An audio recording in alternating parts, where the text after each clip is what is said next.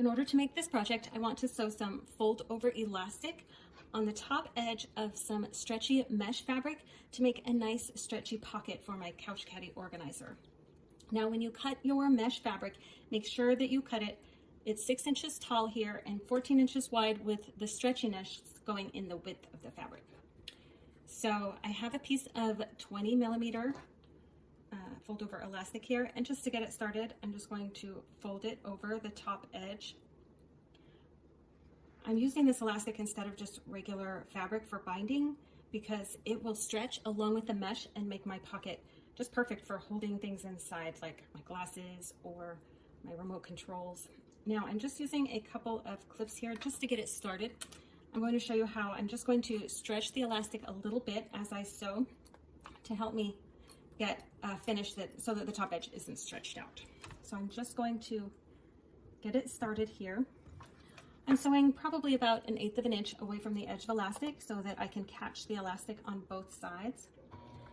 And I'll just take a few stitches to begin with and back stitch. So now I'll remove the clips that I was using. And I'm just going to go slow. You see here that I put the shiny side of the elastic on the inside.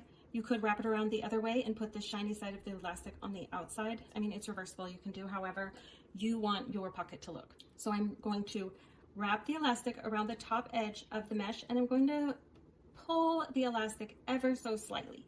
We don't want to stretch my mesh as I sew. I only want to stretch the elastic, and that's just a tiny bit. So here we go. Maybe I'm stretching it a little bit too much. Don't want to overthink it. Considering that fabric binding is a 2-step process, sewing this elastic on in a little 1-step process, it's actually, even though I'm going slower, it's probably taking about the same amount of time, or maybe less.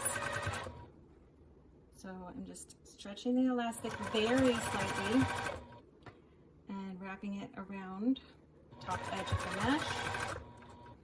I'm pretty much just letting my sewing machine pull these through. I'm not pushing or tugging on the mesh.